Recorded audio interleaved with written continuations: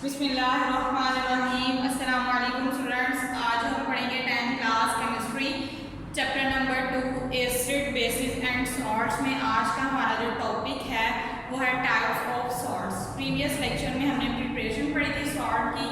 अब हम आज पढ़ेंगे टाइप्स ऑफ सॉल्ट। सॉल्ट्स की कितनी इकसाम है, टोटल जो है वो सॉल्ट्स की 6 टाइप्स हैं, 6 इकसाम है। सबसे पहले हम पढ़ेंगे normal and neutral salts. Name से भी इंडिकेट हो रहा है नॉर्मल है एंड न्यूट्रल है। न्यूट्रल मतलब जिसके ऊपर कोई भी चार्ज नहीं होता, जिसमें एसिड एंड बेस आपस में रिएक्शन करते हैं और दोनों की जो एसिडिटी और बेसिडिटी है वो ख़त्म हो जाती है और हमें न्यूट्रल सॉल्ट्स बनता है। अब हमने इसमें करना क्या है, हमने टोटल रिप्लेसमेंट ऑफ हाइड्रोजन और अमोनियम आयन, जहाँ पे भी हाइड्रोजन होगा या फिर अमोनियम आयन होगा उसकी रिप्लेसमेंट कर देंगे हमने मेटल के साथ। मतलब हाइड्रोजन की जगह या फिर अमोनियम आयन की जगह हम मेटल ले आएंगे और हमारे पास जो सॉल्ट होगा वो नॉर्मल सॉल्ट बन जाएगा। इसमें कंप्लीट रिप्लेसमेंट हो जाती है और इसमें जो हमारे पास सॉल्ट बनता है वो न्यूट्रल होता है। और हमें ये भी पता है कि हमने जिस तरह के एसिड के साथ में रिएक्शन करते हैं उस तरह का सॉल्ट प्रोड्यूस होता है। क्लोराइड हाइड्रोक्लोरिक एसिड के साथ अगर हम रिएक्शन करवाते हैं बेस का तो क्लोराइड वाले सॉल्ट बनते हैं, और अगर हम सल्फ्यूरिक एसिड के साथ में रिएक्शन करवाते हैं तो सल्फेट वाले सॉल्ट बनते हैं। सॉल्ट की हम पहचान भी पढ़ चुके हैं कि सॉल्ट की पहचान है लास्ट पे Cl क्लोराइड होता है, SO4 सल्फेट होता है, PO4 फास्फेट होता है, NO3 नाइट्रेट होता है। अब हमारे पास ये रिएक्शन है, हम रिएक्शन को देखते हैं किस तरह से ये रिएक्शन हुए में है। हमारे पास है हाइड्रोक्लोरिक एसिड HCl और हमारे पास है पोटाशियम हाइड्रोक्साइड बेस है। आर्हीनियस के मुताबिक जब हमने एसिड और बेस की डेफिनेशन पढ़ी थी, आर्हीनियस के मुताबिक जो कि एक्वस सोल्यूशन में हाइड्रोजन आयन दे वो एसिड है और जो एक्वस सोल्यूशन में हाइड्रोक्सल आयन दे वो बेस है। अब देखिए जब हम इसको आयनाइज करेंगे तो हमारे पास क्या प्रोड्यूस होगा, हाइड्रोजन आयन प्रोड्यूस होगा और क्लोराइड आयन प्रोड्यूस होगा। और जब इसकी आयनाइजेशन होगी तो पोटाशियम आयन प्रोड्यूस होगा और हाइड्रोक्सल आयन प्रोड्यूस होगा। अब जब हम ये एसिड है और ये बेस है, इन दोनों का हम आपस में रिएक्शन करवाएंगे। रिएक्शन करवाने के रिजल्टेंट में हमारे पास सॉल्ट प्रोड्यूस होगा और वाटर प्रोड्यूस होगा। ये भी हमने पहले पढ़ा हुआ है कि जब भी एसिड और बेस आपस में रिएक्शन करते हैं तो हमारे पास सॉल्ट बनता है और हमारे पास वाटर बनता है। अब देखें ये वाला पॉजिटिव हाइड्रोजन जो है इस वाले नेगेटिव के पास हाइड्रोक्सिल के पास जाएगा तो क्या बनाएगा, HO और H मिलकर H2O बना देंगे, वाटर बन जाएगा। H और H2 और साथ में O H2O बन गया। और ये वाला जो पॉजिटिव है ये नेगेटिव के पास जाएगा और पोटाशियम क्लोराइड बन गया। अब यहाँ पे देखें हाइड्रोजन की वैलेंसी होती है +1, क्लोरीन की -1, दोनों के नीचे कोई वैलेंसी नहीं आ रही। यहाँ पे पोटाशियम की वैलेंसी +1 होती है, हाइड्रोक्सिल की -1 होती है, दोनों के नीचे कोई भी वैलेंसी नहीं आ रही। और जब पोटाशियम ने क्लोरीन के साथ में रिएक्शन करना है तो पोटाशियम की वैलेंसी +1, क्लोरीन की -1, कोई भी नीचे वैलेंसी नहीं लिखी गई, सिंपल हमारे पास न्यूट्रल कंपाउंड बन गया। और H2O ये भी हमारे पास कम्प्लीटली बन गया, हमारे पास H2O। अब हमने देखना है कि हमारी इक्वेशन बैलेंस है कि नहीं है। हाइड्रोजन यहाँ पे 1 और यहाँ पे 1, 2 हाइड्रोजन, यहाँ पे 2 हाइड्रोजन, क्लोरीन यहाँ पे 1 है, यहाँ पे भी क्लोरीन 1 है, पोटाशियम यहाँ पे 1 है, इस वाली साइड पे भी 1 है, ऑक्सीजन यहाँ पे 1 है और इस वाली साइड पे भी 1 है। मतलब हमारी इक्वेशन भी बैलेंस है और हमने एसिड और बेस के दरमियान में रिएक्शन करवाने से सॉल्ट और पानी भी हमारा बन गया हुआ है। जब भी हम एसिड और बेस का रिएक्शन करवाते हैं तो सॉल्ट प्रोड्यूस होता है और वाटर प्रोड्यूस होता है। और हमारे पास सॉल्ट कौन सा वाला बना है, क्लोराइड वाला सॉल्ट, क्योंकि हमने हाइड्रोक्लोरिक एसिड के साथ में रिएक्शन करवाया था और हमने पढ़ा हुआ है कि जब भी हम हाइड्रोक्लोरिक एसिड के साथ में रिएक्शन करवाएंगे तो क्लोराइड वाला सॉल्ट बनेगा, लास्ट पे Cl आ रहा है। सेकेंड रिएक्शन देखें जिसमें सल्फ्यूरिक एसिड रिएक्ट कर रहा है जिंक ऑक्साइड के साथ। ये एसिड है, ये हमारे पास बेस है। अब ये बेस किस तरह से है, जिंक ऑक्साइड है, मेटालिक ऑक्साइड है। हैम्फ्री डेवी के मुताबिक जितनी भी मेटालिक ऑक्साइड हैं वो रेड लिटमस को ब्लू में कन्वर्ट कर देती हैं और ये जो प्रॉपर्टी है ये बेस की है। अब जिंक ऑक्साइड है, जिंक मेटल है, ऑक्सीजन ऑक्साइड है, मतलब ये क्या है, एक बेस है। मेटालिक ऑक्साइड जो होती हैं वो बेस होती हैं। अब जब बेस रिएक्शन करेगी एसिड के साथ तो हमारे पास सॉल्ट प्रोड्यूस होगा और वाटर प्रोड्यूस होगा। ये हमें पहले भी पता है कि जब भी एसिड एंड बेस आपस में रिएक्शन करते हैं तो सॉल्ट बनता है और वाटर बनता है। अब हाइड्रोजन है, जब सल्फ्यूरिक एसिड की जब हम आयोनाइजेशन करेंगे तो हमारे पास हाइड्रोजन प्रोड्यूस होगा और सल्फेट आयन प्रोड्यूस होगा। अब इनकी वैलेंसीज को हम देख लेते हैं। हाइड्रोजन की वैलेंसी होती है +1, सल्फेट की -2, तो -2 इसके नीचे आ गई है और 1 हम इसके नीचे लिखते नहीं है। जिंक की वैलेंसी +2, ऑक्सीजन की -2, दोनों की कैंसिल आउट हुई हुई है, नीचे कहीं भी हमने नहीं लिखा। अब ये वाला पॉजिटिव इस नेगेटिव के पास जाएगा, जिंक सल्फेट बना लेगा, जिंक सल्फेट बन गया, और ये वाला पॉजिटिव इस नेगेटिव के पास आके H2O वाटर बना लेगा। अब यहाँ पे भी हम वैलेंसीज को देख लेते हैं। जिंक की वैलेंसी +2, सल्फेट की -2, दोनों की क्रॉस एक्सचेंज करेंगे, कटिंग हो गई, और यहाँ पे हम नीचे भी कोई भी वैलेंसी नहीं लिखेंगे और हमारे पास ये वाटर बन गया। अब देखिए यहाँ पे के हाइड्रोजन थे, यहाँ पे H2, और यहाँ पे रिप्लेसमेंट हाइड्रोजन की रिप्लेसमेंट किससे कर दी गई? मेटल के साथ रिप्लेसमेंट कर दी गई। पहले सल्फेट के साथ हाइड्रोजन था, अब सल्फेट के साथ जिंक मेटल आ गई है, मतलब हाइड्रोजन रिप्लेस कर दिया गया। इस वाले रिएक्शन में भी देखें, पहले हाइड्रोजन क्लोरीन के साथ हाइड्रोजन था, अब क्लोरीन के साथ पोटाशियम आ गया, मतलब हाइड्रोजन को रिप्लेस कर दिया मेटल ने। हमने पढ़ा था रिप्लेसमेंट ऑफ हाइड्रोजन आयन और अमोनियम आयन, रिप्लेसमेंट कर दी जाएगी हाइड्रोजन की और अमोनियम आयन की मेटल के साथ। तो इन दोनों रिएक्शन में हमने देखा कि मेटल की हाइड्रोजन आयन की रिप्लेसमेंट कर दी गई मेटल के साथ, हाइड्रोजन की जगह हम मेटल को ले आए। तो ये रिएक्शन हमारे पास नॉर्मल सॉल्ट, न्यूट्रल सॉल्ट हमारे पास बन रहे हैं, सिंपली न्यूट्रल सॉल्ट हैं। अब हम इस रिएक्शन को देख लेते हैं कि बैलेंस है कि नहीं है। यहाँ पे हाइड्रोजन 2 है, यहाँ पे भी हाइड्रोजन 2 है, सल्फर यहाँ पे 1 है, यहाँ पे भी सल्फर 1 है, ऑक्सीजन यहाँ पे 4 and 1 5, यहाँ पे ऑक्सीजन 4 and 1 5, जिंक यहाँ पे 1, यहाँ पे भी जिंक 1। ऑक्सीजन की हम पहले ही बैलेंसिंग कर चुके हैं, तो हमारा रिएक्शन बैलेंस भी है और जो हमें प्रोडक्ट चाहिए था वो हमें मिल भी गया है। नेक्स्ट रिएक्शन है हमारे पास, जिसमें हमारे पास है phosphoric acid H3PO4, sodium hydroxide. अब देखिए यहाँ पे सोडियम की वैलेंसी होती है +1, हाइड्रोजन की भी +1 ही होती है। हमने इस मेटल को हाइड्रोजन की जगह लेकर आना है।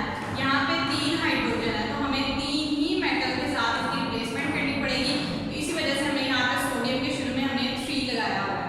अब हम वैलेंसीज को देख लेते हैं। HPO4 हाइड्रोजन की वैलेंसी +1, फास्फेट की -3, तो 3 इसके नीचे आ गया हुआ है, ये इसकी वैलेंसी हो गई है। और जो सोडियम हाइड्रोक्साइड है, सोडियम की वैलेंसी +1, हाइड्रोक्साइड की वैलेंसी -1, दोनों की कटिंग होगी और नीचे कुछ भी नहीं आया।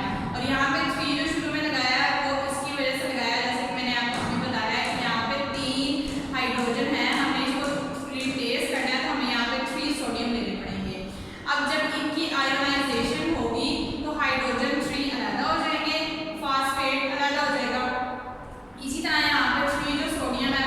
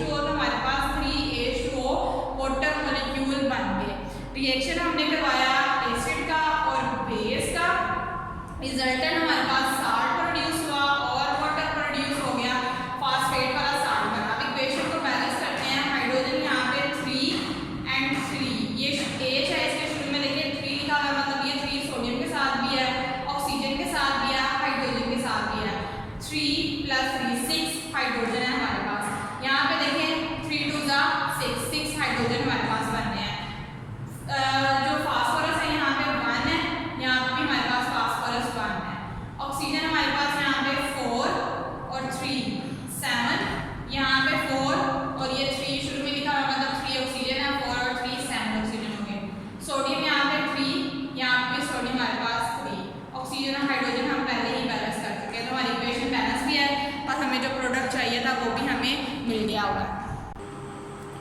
अब इस हमारे पास ये लास्ट वाला रिएक्शन है जिसमें हम अमोनियम आयन की रिप्लेसमेंट करेंगे। अमोनियम हाइड्रोजन की जगह हम लेकर आएंगे अमोनियम आयन को, क्योंकि हमने जब डेफिनेशन पढ़ी थी नॉर्मल सॉल्ट्स की तो उसमें था कि रिप्लेसमेंट होती है हाइड्रोजन की और अमोनियम आयन की रिप्लेसमेंट की जाती है।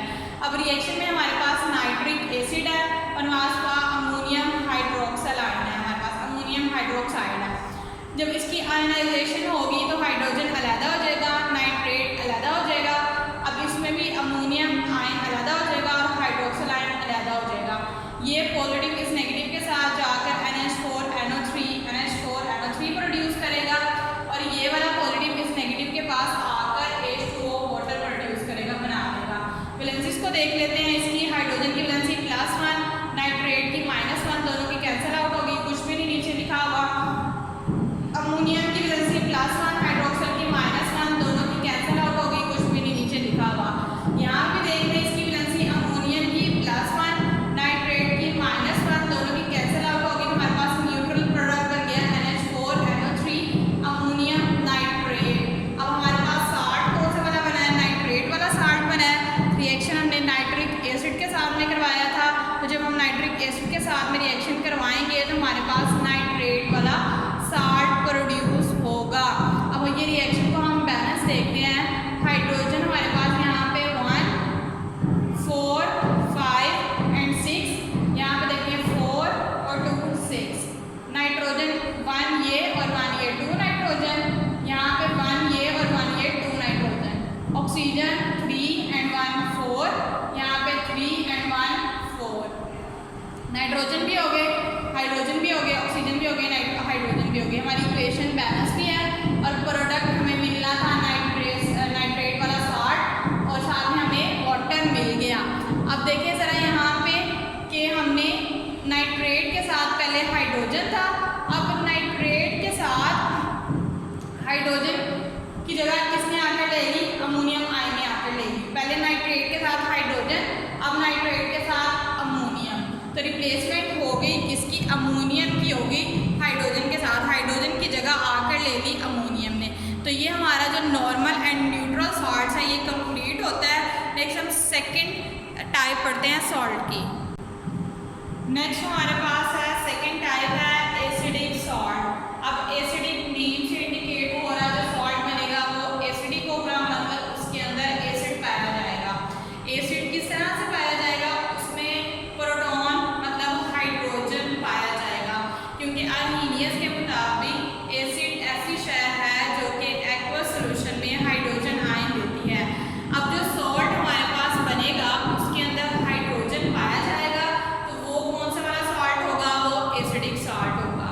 अब एसिडिक सॉल्ट की डेफिनेशन में देखिए जरा क्या कहते हैं वो, कि पार्शली रिप्लेसमेंट होती है of hydrogen ion. Partially replacement of hydrogen ion, जो हाइड्रोजन आयन है वो पार्शली रिप्लेस होता है। पार्शली रिप्लेस मतलब कंप्लीटली वो उसकी रिप्लेसमेंट नहीं होगी। अगर हमारे पास 2 हाइड्रोजन है तो वहाँ से एक रिप्लेस कर दिया जाएगा और एक वहीं पे बाकी रहेगा। अब हम रिएक्शन से इसको देखते हैं, इसको मज़ीद समझते हैं।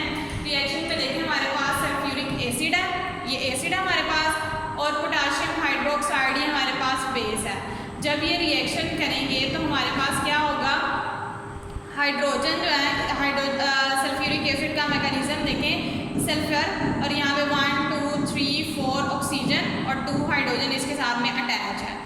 अब जब ये इसके साथ पोटाशियम हाइड्रोक्साइड के साथ में रिएक्शन करेगा तो हमने अभी पढ़ा है कि पार्शली रिप्लेसमेंट होनी है हाइड्रोजन आयन की। तो यहाँ पे 2 हाइड्रोजन है, एक हाइड्रोजन यहाँ से निकल जाएगा और एक की जगह एक जो हाइड्रोजन यहाँ से निकलेगा उसकी जगह पोटाशियम आके ले लेगा और एक हाइड्रोजन इसी के अंदर वापस रहेगा। हम सल्फ्यूरिक एसिड के साथ में रिएक्शन करवा रहे हैं तो हमारे पास सल्फेट वाला सॉल्ट प्रोड्यूस होगा। अब यहाँ पे देखिए ज़रा, ये जो हाइड्रोजन था ये निकल गया और इसकी जगह आगे पोटाशियम मेटल ने ले ली, तो हमारे पास बनेगा KHSO4। 4 हमारे पास आ गए, KHSO4। H इसकी जगह किसने आकर ली? K ने, और एक H इसी के अंदर वापस बचा हुआ था। 2 हाइड्रोजन है ना, एक यहीं पे रहेगा निकल जाएगा। अब यहाँ से K इसकी जगह आ गया तो हमारे पास बना है KHSO4। अब देखिए SO4 लास्ट पे है, सॉल्ट तो बना है लेकिन इसके अंदर क्या हाइड्रोजन है, मतलब कौन सा वाला सॉल्ट है, एसिडिक सॉल्ट। H रिप्रेजेंट करता है एसिड को, तो हमारे पास ये बन गया एसिडिक सॉल्ट।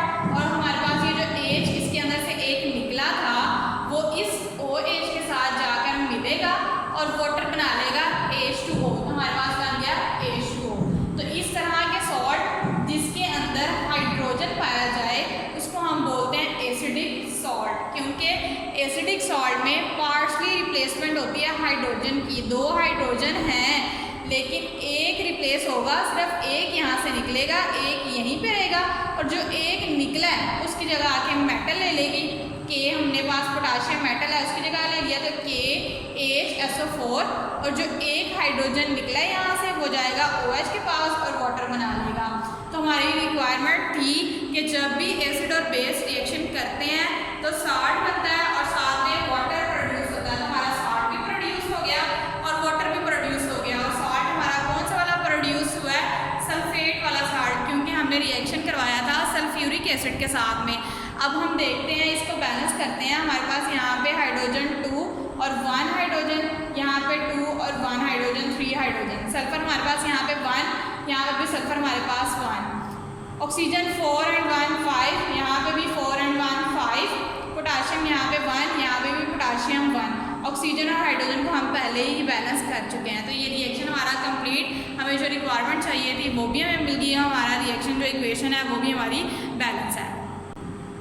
अच्छा, अगर हम इस एसिडिक सॉल्ट को, ये जो हमारा एसिडिक सॉल्ट है, इसको हम कन्वर्ट करना चाहें दोबारा से न्यूट्रल सॉल्ट में, हम एसिडिक सॉल्ट जो हमारा एसिडिक सॉल्ट होता है इसको हम न्यूट्रल में कन्वर्ट कर सकते हैं। तो इस एसिडिक सॉल्ट को अगर हम न्यूट्रल सॉल्ट में कन्वर्ट करना चाहें तो इस एसिडिक सॉल्ट को, क्योंकि ये एसिडिक सॉल्ट है तो इसको हम एसिड ही कहेंगे, तो ये एसिडिक सॉल्ट को हम दोबारा से रिएक्शन करवाएंगे बेस के साथ, इसी बेस के साथ में रिएक्शन करवाएंगे तो हमारा न्यूट्रल सॉल्ट बन जाएगा। किस तरह से देखें जरा, ये एसिडिक सॉल्ट है KHSO4 प्लस बेस हमारे पास है पोटाशियम हाइड्रोक्साइड KOH। अब ये पॉजिटिव इसके साथ जाकर मिलेगा, अब ये वाला जो पॉजिटिव है ये नेगेटिव के साथ जाकर मिलेगा, लेकिन इस तरह से ये वाला K और ये वाला K दोनों आपस में मिलेंगे, हाइड्रोजन यहाँ से निकल जाएगा। अब जब हाइड्रोजन की रिप्लेसमेंट करनी है न्यूट्रल सॉल्ट में क्या होता है, हाइड्रोजन कम्प्लीटली आयनाइज हो जाता है, कम्प्लीटली उसकी रिप्लेसमेंट कर दी जाती है। अब यहाँ पे ये जो हाइड्रोजन है ये निकलेगा और इस हाइड्रोजन की जगह आके पोटाशियम लेगा, यहाँ पे K। अब ये K कितने हो गए, K और K अगर यहाँ पे हो तो K2 हो गए और साथ में क्या आ जाएगा SO4। मतलब देखें, सल्फेट के साथ पहले हाइड्रोजन था, इसकी रिप्लेसमेंट कर दी हमने मेटल के साथ। अब सल्फेट के साथ कोई भी हाइड्रोजन नहीं है, अब बन गया K2SO4 और ये जो H है ये निकलेगा हाइड्रोक्साइड के साथ मिलकर H2O बना देगा। यहाँ पे कम्प्लीटली अब हाइड्रोजन की रिप्लेसमेंट होगी। यहाँ पे एसिडिक सॉल्ट था, हाइड्रोजन था, तो हमें पता चल रहा है कि ये एसिडिक सॉल्ट है, यहाँ पे नहीं है, तो हमारे पास क्या बना है K2SO4 न्यूट्रल सॉल्ट।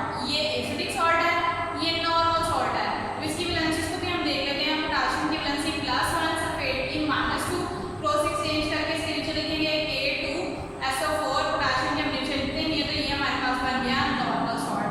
मतलब जो हमारे पास एसिडिक सॉल्ट होते हैं उसको हम दोबारा से बेस के साथ में रिएक्शन करवा के उसको न्यूट्रल सॉल्ट में कन्वर्ट भी कर सकते हैं। नेक्स्ट जो एसिडिक सॉल्ट का रिएक्शन है उसमें देखा जा रहा हमारे पास है phosphoric acid, sodium hydroxide. Acid और बेस आपस में रिएक्शन करेंगे।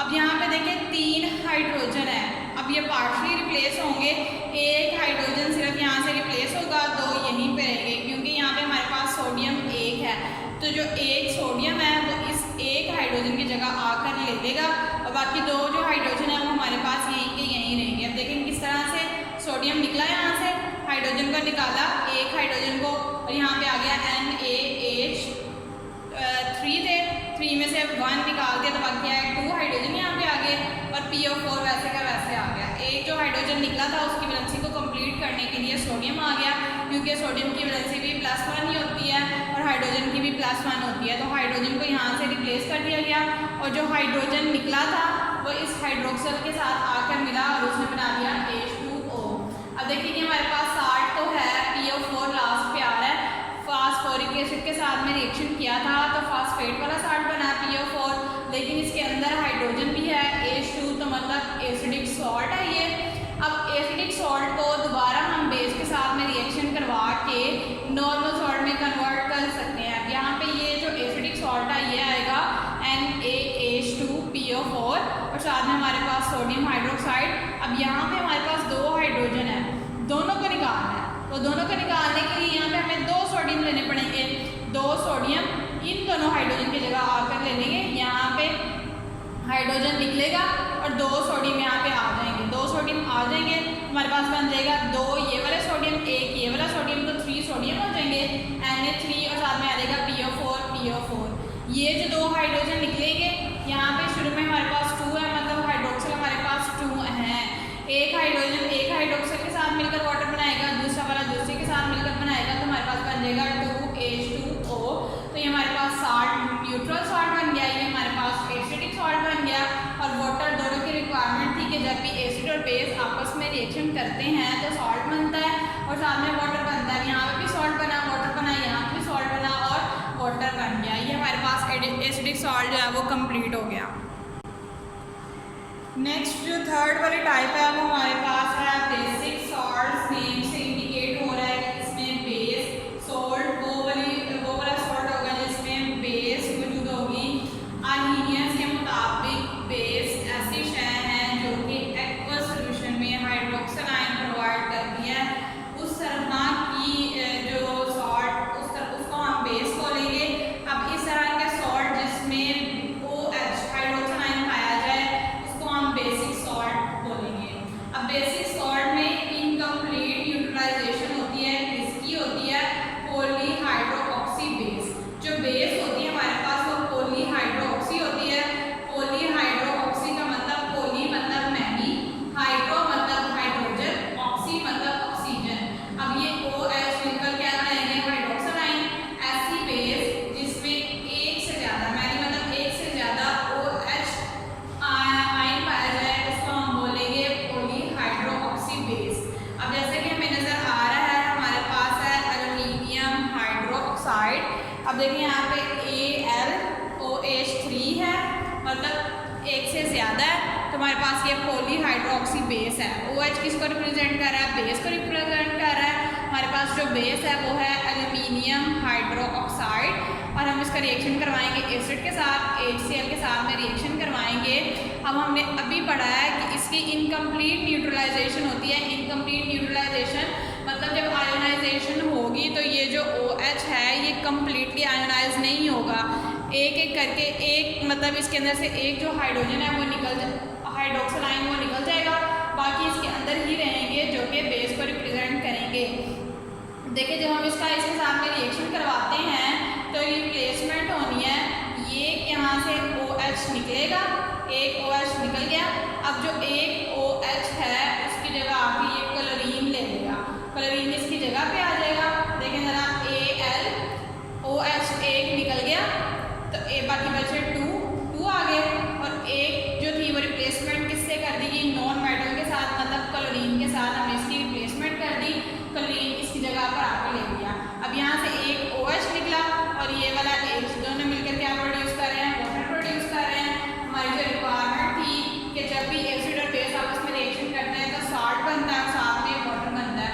अब देखिए यहाँ पे सॉल्ट बन गया, क्लोराइड वाला सॉल्ट बना और साथ में वाटर बन गया, लेकिन क्लोराइड वाले सॉल्ट के साथ बीच में हाइड्रोक्सिल आयन है, मतलब ये OH किसको रिप्रेजेंट करता है? बेस को रिप्रेजेंट करता है। मतलब हमारे पास ये जो सॉल्ट बना है वो बेसिक सॉल्ट है, उसमें बेसिडिटी है। ये हमारे पास बन गया बेसिक सॉल्ट और हमारे पास वाटर प्रोड्यूस हो गया। अगर हम इसको मज़ीद न्यूट्रल सॉल्ट में कन्वर्ट करना चाहें तो हम इसका मज़ीद का रिएक्शन करवाएंगे। दोबारा से हम इसी बेसिक सॉल्ट का रिएक्शन करवाएंगे हाइड्रोक्लोरिक एसिड के साथ। देखें ज़रा AlOH2Cl प्लस HCl ये आ गए यहाँ पे।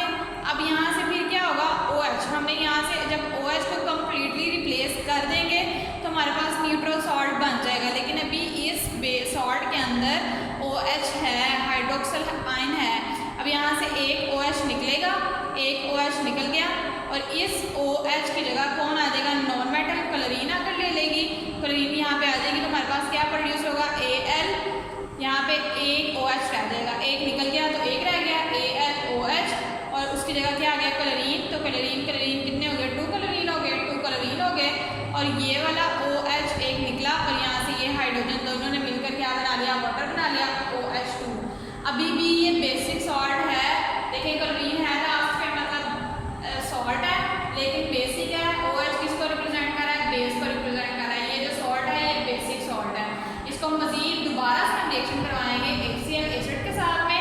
अब AlOH Cl2 हो गया हमारे पास यहाँ पे। अब यहाँ से OH निकलेगा और इसकी जगह फिर दोबारा से क्लोरीन आके ले लेगा, तो ये कम्प्लीटली आयनाइज हो जाएगा। क्या बनेगा, Al, यहाँ से ये निकल गया, क्लोरीन पहले 2 थे, अब एक और इसके साथ आकर मिला तो 3 हो गए, AlCl3 प्लस ये वाला OH और ये वाला H, दोनों ने मिलकर H2O वाटर बना दिया, तो हमारे पास ये वाटर प्रोड्यूस हो गया H2O। अब देखें यहाँ पे हमारे पास 3, हमने क्यों इसका 3 स्टेप में रिएक्शन करवाया नॉर्मल सॉल्ट बनाने के लिए, क्योंकि यहाँ पे जो हमारे पास हाइड्रोक्सल आयन था वो 3 थे, इस वजह से पहले हमने एक रिएक्शन करवाया, फिर दूसरे को हमने ख़त्म किया, फिर तीसरे को ख़त्म करने के लिए 3 स्टेप का ये रिएक्शन हुआ, और एट द एंड हमें न्यूट्रल सॉल्ट, नॉर्मल सॉल्ट जो है वो मिल गया। देखें एल्यूमिनियम और Cl3, एल्यूमिनियम की वैलेंसी होती है +3, क्लोरीन की -1, तो +3 इसके नीचे आ जाएगा, 1 हम इसके नीचे लिखते नहीं है, तो हमारे पास नॉर्मल न्यूट्रल सॉल्ट बन गया। लेकिन हम बेसिक सॉल्ट की बात कर रहे थे, तो बेसिक सॉल्ट तो हमें फर्स्ट स्टेप में ही मिल गया था, सेकंड स्टेप में भी हमारे पास बेसिक सॉल्ट ही था, ये हमारे पास बेसिक सॉल्ट है। लेकिन अगर हम चाहते हैं कि हम बेसिक को दोबारा से कन्वर्ट कर लें न्यूट्रल सॉल्ट में, तो इस तरह से हम इसको न्यूट्रल सॉल्ट में कन्वर्ट कर सकते हैं। तो ये हमारे पास बेसिक सॉल्ट है, इसके और मज़ीद रिएक्शन है वो आपने खुद अब इसकी प्रैक्टिस करनी है रिएक्शन की। अब हम अपनी 4th टाइप सॉल्ट की 4 टाइप के बारे में पढ़ते हैं। 4 वाले टाइप में हमारे पास डबल सॉल्ट, अब जैसे कि नेम से भी इंडिकेट हो रहा है सॉल्ट हमारे पास डबल होंगे। अब डबल किस तरह से हो गया, हमने 2 सॉल्ट ले लिया है न्यूट्रल सॉल्ट, फॉर एग्जाम्पल ये हमारे पास A है और ये हमारे पास B है, ये दोनों सॉल्ट हमारे पास न्यूट्रल है। अब इससे हम डबल सॉल्ट बनाएंगे, हम इसका इक्विमोलर सोल्यूशन लेंगे। इक्विमोलर मतलब इक्वल मिकदार में हमें इनका सोल्यूशन लेना है, मतलब अगर हम इस सॉल्ट के 5 मोल्स ले रहे हैं तो इसके भी हमें 5 मोल्स ही लेना होंगे, दोनों के 5 मोल्स हम इसके अंदर ऐड करके इसका सैचुरेटेड सोल्यूशन बना लेंगे। बनाने के बाद क्या करेंगे, हम इसको क्रिस्टलाइज कर लेंगे, तो हमारे पास जो डबल सॉल्ट है वो बन जाएगा।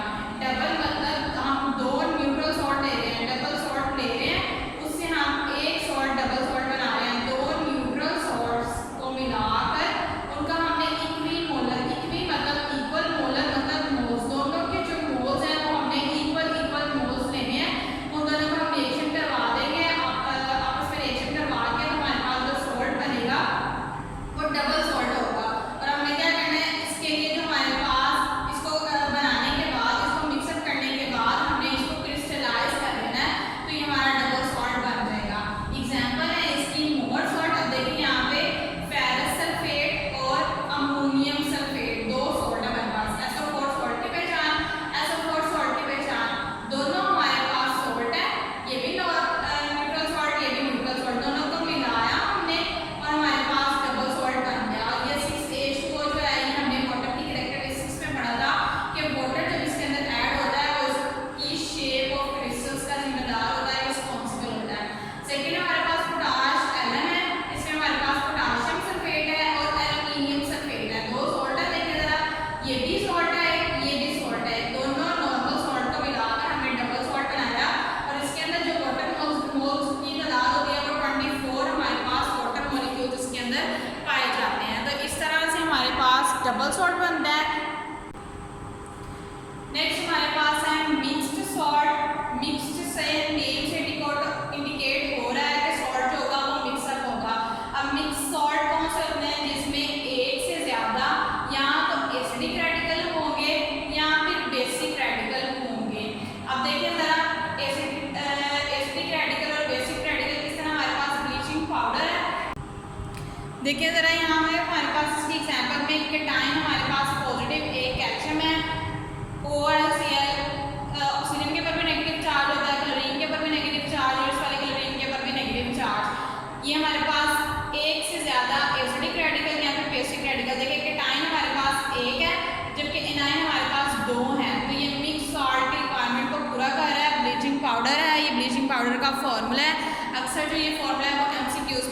पूछा जाता है।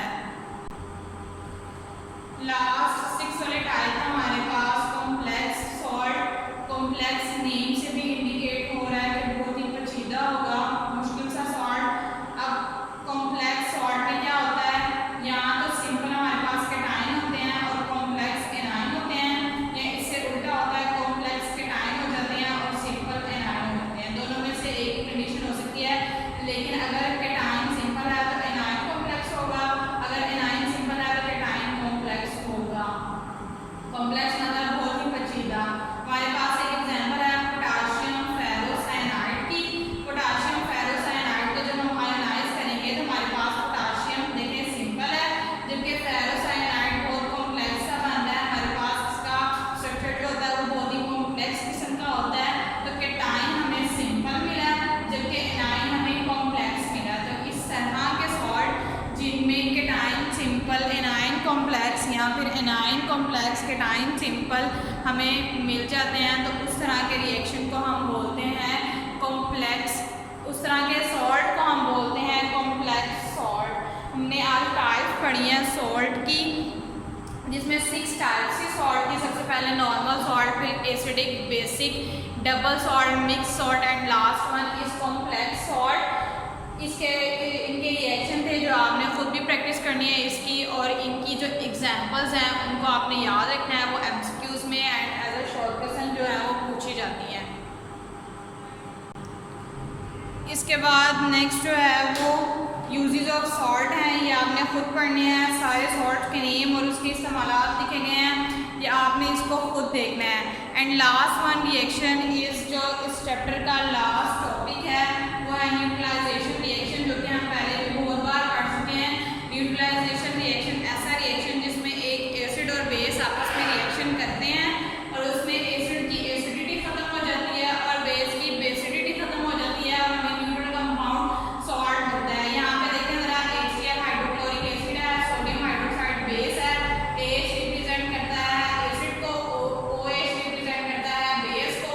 अब ये जो पॉजिटिव है इस नेगेटिव के साथ जाकर मिलेगा तो बना देगा NaCl, और ये जो पॉजिटिव है इस नेगेटिव के साथ जाकर मिलेगा तो बना देगा H2O। तो हमारे पास सॉल्ट बन गया और वाटर बन गया। इसके और भी रिएक्शन है, वो भी आपने खुद देखने हैं। एसिड और बेस को रिएक्शन करवाना है, और मैंने आपको बताया है कि रिएक्शन करवाने का सबसे आसान तरीका ये है कि उनके ऊपर चार्जेस लगा दें, पॉजिटिव एंड नेगेटिव।